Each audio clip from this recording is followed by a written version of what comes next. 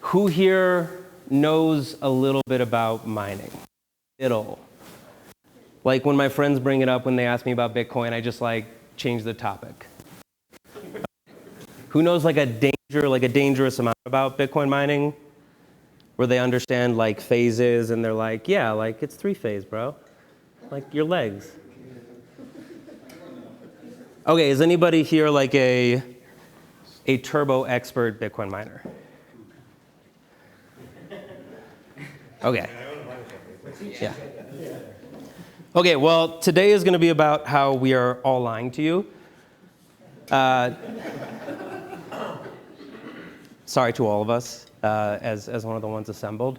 This is a big thing I want to hit on. This is specifically going to be a talk that looks at Bitcoin mining by scales.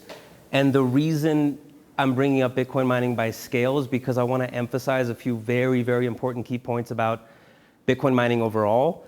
And if I'll have Zach drop the slides in the chat so that y'all can see it later. There will be beautiful images for you to study for years to come.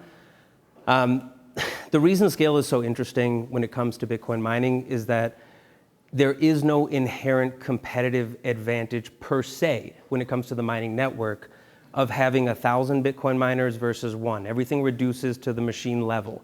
Like that is the operant. It is the machine. It is this weird electronic thing that you put in a wall, you have to electrify, and then it screams at you and you have to keep it cool. Don't compare that to anything else in your life. There's the scales of Bitcoin. What really changes, at least my thesis, and this is very much my opinion, is that I think what really changes is sort of the competitive edge or the actual business model, the business structure at various scales of Bitcoin mining. And so this is what's most interesting to me. I'm not the drive chains and the turbo side chains. I really don't care. Somebody should have bumped those fees up. It really is not so relevant when you think so much in regard to the discrete strategies that Bitcoin use at various scales.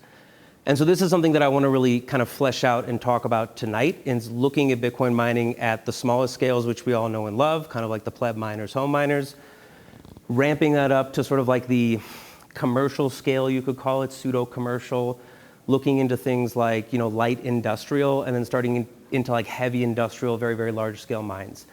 And what I want to reduce everything to fundamentally is that I don't want you to think about Bitcoin per se. Like, I don't want you to think about the SHA-256 algorithm. I don't want you to think about Nash equilibriums.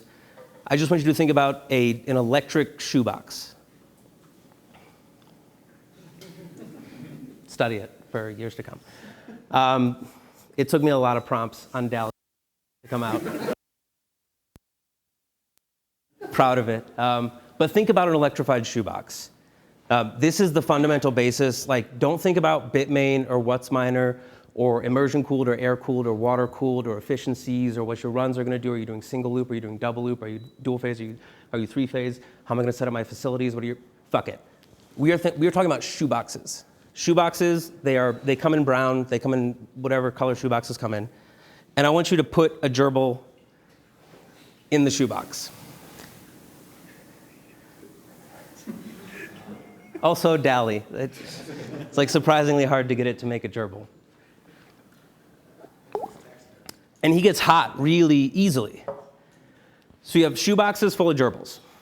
Doesn't matter if you're Riot down in Corsicana, if you're Compass and you've got these big facilities, these multi-100 megawatt facilities, if you've got little multi-megawatt facilities scattered all over the US, if you've got a home miner, it doesn't matter. You have gerbils in a shoebox, your gerbil gets really hot.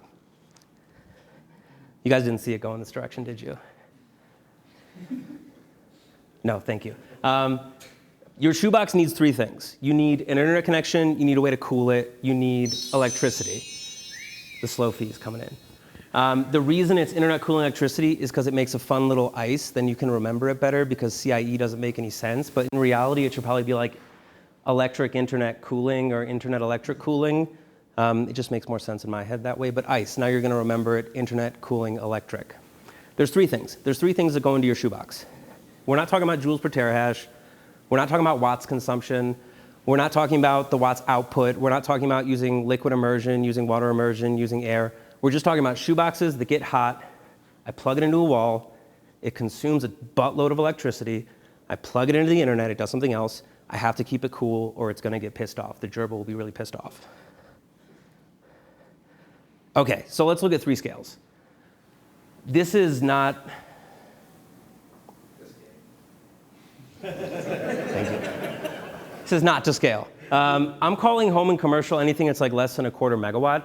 So to put some numbers on what we mean when we talk about scale, a single new generation machine will consume anywhere, depending on how it's set up, 26 to 2800 watts to 3400 watts, barring that you are buying kind of like the standard air-cooled machines. As you're getting into newer version machines, your liquid immersion machines, your machines that are hydro-cooled, those like fancy micro BT ones that can look super sexy. You start to see the wattage consumed by these machines creep up. There is a limit to that, and it has to do with like the actual wiring that you can put up, PSUs typically. But when we're talking about scale, generally now we are talking about who owns the market, which is a lot of like air-cooled or people that are doing like modified immersion facilities. And then obviously there are like a slew of new immersion and hydro suites coming to market. A quarter of a megawatt is going to be like 60 to 80 machines. A megawatt's gonna be like 240, 260 new generation machines, depends on how you have your power set up. If anyone tells you they have a megawatt, they don't. They have 80% of a megawatt because we have to do this thing called safety, and you can't run your megawatt transformer at a megawatt because it does something like melt. So given that you want to keep your infrastructure for a long time and you want it to survive, and I'm sure everyone here who has been doing a lot of mining has seen these sorts of things happen when wires are not wrapped correctly or someone didn't quite tighten something down on the PDU. Things happen. But hopefully nobody gets hurt. And sometimes there are just manufacturing issues, shit blows up. So less than a quarter megawatt. This is small, home, commercial. If you're gonna be in a house, you're typically stuck by your panel. You've got a 200, 400 amp panel typically. If you're gonna be throwing in your own miners, you're gonna be throwing them on larger 20 amp breakers, dedicated breakers. There's only so much space. And there's only so many of those that you can run before your wife divorces you. Light industrial, I'm saying kind of quarter megawatt to 10. These are kind of arbitrary. And you'll get a sense of why I'm saying they're arbitrary as we keep going through. Quarter megawatt to 10 megawatts of machines. Pretty common in terms of like a build profile for folks who kind of go with their own and build their own facilities. It's pretty common that you can kind of start to negotiate at least some sort of advantageous power. There's a lot of ways to do it. 100 plus, you're getting into like mega miners when we talk about like the turbo large guys, the publicly traded Maras, the Riots, and all that other fun stuff. I should also introduce myself. Hi, I'm Robert. So I'm not just some random dude standing up here talking. So I'm currently working with Riot Platforms, which falls into the mega miner category, manager of mining projects and operations analysis. And then I'm a partner in a facility up in Wyoming with Colin up in Gillette called Distributed Hash. And that was fun to explain to legal during the hiring process. And then they laughed and they were like, how many? Okay, that's not competitive, but thank you. Thank you for telling us. Yeah, so have been in the mining space for a little while, been in Bitcoin since 2017. And then like many folks, like most of you here, get turbo orange pilled and all of a sudden you're like, oh, I have to do everything. And then you're just like grokking Bitcoin super hard and then you're down that rabbit hole. And this is just kind of the hole that I found myself in and the hole that is the most interesting, at least from my perspective, because this is the part where, at least given that we use a proof of work algorithm, we're connected to the world. You have to feed your machines with something. And so always in Bitcoin mining, and that's why at every single one of these scales, you could be running incredibly competitive operations when it comes to the Bitcoin network, because every single one of these scales are connected to the world in various ways that gives them stupid advantages, stupid business advantages. But what they're doing on the network is sort of, you could think of it as one customer amongst many when it comes to sort of the business of Bitcoin mining. All right, what time are we at and what time did I start? We got about like 10, 15 left. Amazing. I'll go quicker because I'm going too slow. I'm gonna show you a lot of examples. I'm gonna tag it with people's names so I don't steal their stuff. Just to be respectful of that. Home and commercial. I have a shoebox. It's electrified. I have gerbils in my house. Why would somebody do this? You can do it at small scale from a business perspective because I just want to mine. I don't care what the power cost is. I just want to keep gerbils in my house. So the game is, if you are sort of insensitive to the price of Bitcoin, I want to acquire no KYC Bitcoin. It's a very easy way, if you don't have like Hawaii power rates and you know your electrical rate, that you can produce Bitcoin. And then what becomes interesting is that you can generate an asymmetric advantage when you're operating at a very small scale. I'll give you 2 examples. The first example is what these guys could potentially be doing here. So you can see these are not stock machines. They're running machines that have some form of modification. They've got these AC Infinity inline adapter fans. Oftentimes those are running with a special thing called a Nord board that can automatically regulate that fan, cool it. Why would I do that? It makes things cooler. Why would I want to do that? Well, my machine is cool, but that hot air's got to go somewhere. Where do I send it? Into an 8-inch standard HVAC pipe. What was the cost of natural gas last winter? A lot. If it costs you a couple $100 to heat a 4,000, 5,000 square foot Highlands Ranch beautiful home that you are raising your family in, if I throw this in my basement and I'm offsetting my gas costs with my electric, I have an asymmetric advantage because I'm making utility out of that piece, that heat. I need internet, cooling, electric. That cooling is what the machine needs, but what it generates is heat. So you can have an asymmetric advantage. That's the first example. Second example, I do something like this in my house, but I do it with like old gen, super like shitty machines, right? Well, actually not. The S9 is like a king. We should all revere the S9. And I will just run that sucker till the end of the world. And I duct it, instead of ducting it in this kind of method, I send it straight into my HVAC return in winter. And so it dumps hot air consistently into my HVAC return in winter. Okay, you just told me that. Well, here's the cheat code. Whoever we bought the house from put solar on the roof and they paid it off. Cool. I can get credits for my company, for my electric company, but I don't pay a power bill, and I can run a couple of S9s and still not pay a power bill, so I can not pay a power bill and not pay a gas bill and heat my house. That doesn't have anything to do with keeping the Bitcoin network secure. Of course, like, we're psychos, so that's what we want to do. That's what we tell ourselves while we're doing it, but we're keeping gerbils that get really hot. We have to do something with all that gerbil heat, and if I have an asymmetric advantage at a very small scale, I'm using it. And so it makes sense. I just run that sucker all the time because I'm not concerned with the price of Bitcoin. I'm not concerned with the efficiency of the machine per se. I'm literally just concerned with the heat output of that gerbil cage. Okay, second example. Getting slightly larger, fog hashing. I've never used these units. I've heard decent things about them. This would be an example of like a small scale immersion unit. I haven't seen people doing things so much where they're routing the heat, but I wanted to include this image to kind of pose the opportunity for things that I've seen, and I'm sure you've seen as well on Twitter, which is the idea of if I'm using an immersion cooling setup, now I've drowned the gerbil, but he still gets hot, and I have to cool him perpetually. I have things that I need to keep hot in my house consistently, and every single one of you has this in, hopefully. I don't know which of you are like living in your like converted overland tundras right now, but whoever isn't probably gets home, turns on the shower, and like, well, no, y'all are probably doing like Wim Hof shit. You'll probably turn it to hot. It's not, your wife or girlfriend or significant other or boyfriend will go in and turn the water to hot.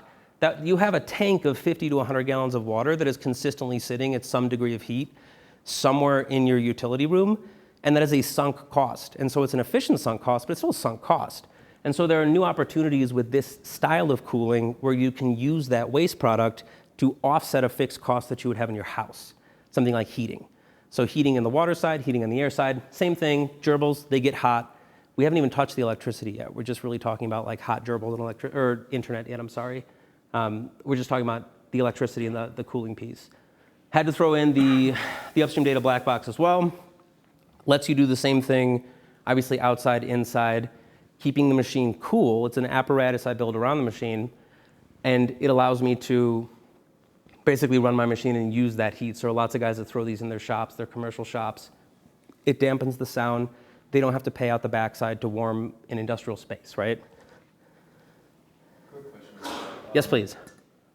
If I'm in the city of Denver, if I was going to put it outside my house, locking it up, like, do you know anything about that? Like, would you just advise? Oh, there's a lock on the, so you can lock it, it comes with a lock. The best thing is to like just gray man it, just be invisible.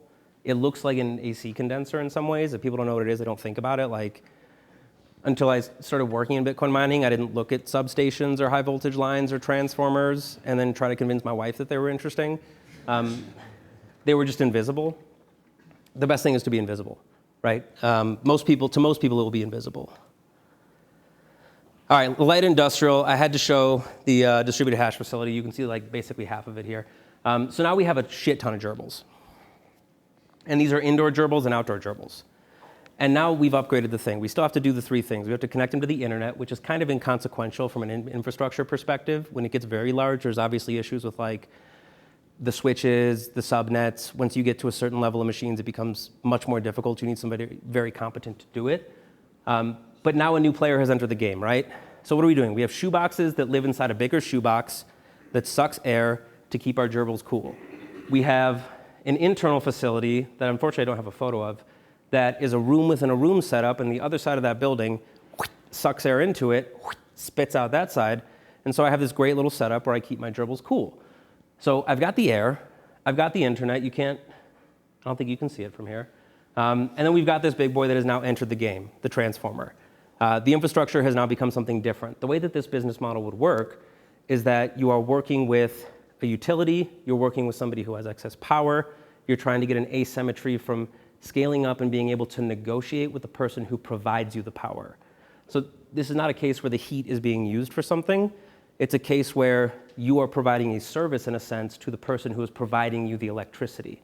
And so you have some leverage there, but it doesn't really become large until you get into the world of like electricity trading and large PPAs and things like that, but you have some to a certain degree. And then light industrial, this is a view of the inside of the gerbil cages. Exact same thing. You see exactly how it scales. There's not really anything new here. Same thing. This is Brad Cuddy. It's 2 underscores. I typed his name in wrong. He's got 2 megawatts of outdoor gerbils, transformer. It's all the same thing. I need to keep it cool. I need to connect it to the internet. He's got his Starlink right there. And I need electricity. Things start to get really funky. We're here right now. So things start to get very funky and bizarre when you start to go into like the mega side. I would say maybe at the extremes is where the bizarre shit happens. This is all of like the home tinkerers, like you guys that are making all kinds of like 3D printed space heater stuff, and like that's bizarre. But it's very innovative, right? Like it's incredible. It's what we love about this space. And then stuff gets sort of bizarre at this large space too, because it's not terribly well defined. This is an image of a Clean Spark facility, which is a ton of gerbil cages. This is like a gerbil breeding facility. And so you've got 80 megawatts of gerbil cages. You see, instead of one transformer, now we have this array of transformers that are feeding all of these outdoor gerbil habitats, and they need to breathe. And it's really funny because if you look hard, you notice that there's something unique that they've done, which are these weird metal baffles. Why would they have metal baffles? Well, because the intakes of the gerbil cages are on this side, and so they're powered fans on the other side, and I don't want to rocket all of my powered hot air that has just cooled all of my gerbils into somebody else's gerbil cage. So I'm going to build this fancy little device that's going to, ideally, at least that's what I'm guessing the theory is here, push that air up vertically. It's heavier, so it should rise, right? Okay, so now a new player has entered the game. What is this? A substation. I don't know anything about electricity, at least in the way that you guys do. Beautifully organized. But now you've entered a larger game, right? Because now you are operating with a utility where you now have 80 megawatts of power. So we've gone from 3 machines in somebody's basement to now tens of thousands of machines that are on a dedicated site that oftentimes has to have security, armed guards, it has to have perpetual monitoring, and then you start to have difficulties as you scale your gerbil supporting operation, right? Which are things like, what do I do with all this power? So you hear about things like curtailment, ERCOT curtailment that's happened recently, right? Riot just announced that their power strategy, because Riot participates in a number of these programs, made something like $31-point-something million over the course of the month. So you start to be able to negotiate large-scale agreements. It's unique in ERCOT because it's different than if you were operating on a utility that was like with a single generator. But now the game gets very bizarre. And here's why the game gets very bizarre. Because electrical grids produce electricity, and then they consume it. You go home, you turn your lights on, you wash your clothes, you do whatever you do, And that's the game of balancing the grid, which that's literally what Tyler's day-to-day is. But now you have this alien new thing that shows up and just wants to consume 80 megawatts time 80%, because it's not really 80 megawatts, consistently all the time, but you still have a grid that does this supply and demand curve thing. And so now all of a sudden you have a negotiator who's a large consumer that now acts like the inverse of a power plant, the inverse of essentially what a peaker plant would be. And so the game that they are now playing on the grid gets very curious, because I'm working with a single provider. I might have an agreement with a large nuclear site, a large coal site, a large natural gas plant, and then I can provide a service to that entity. I can stabilize their output because they're constantly doing this as they respond to the demands of the day. And like, oh shit, the wind's blowing, so we have to power down because those guys are cheaper. It's really sunny today, so we have to power down because those guys are cheaper. But then when the wind drops, as it did yesterday in Texas, and the megawatt shot up to 5,000 a megawatt for a moment, which is where it's capped, you all of a sudden have this service that is an inverse of a peaker plant that all they have to do to give you back 80 megawatts to make sure that grandma's CPAP machine or whatever it is keeps ticking is just turn their machines off.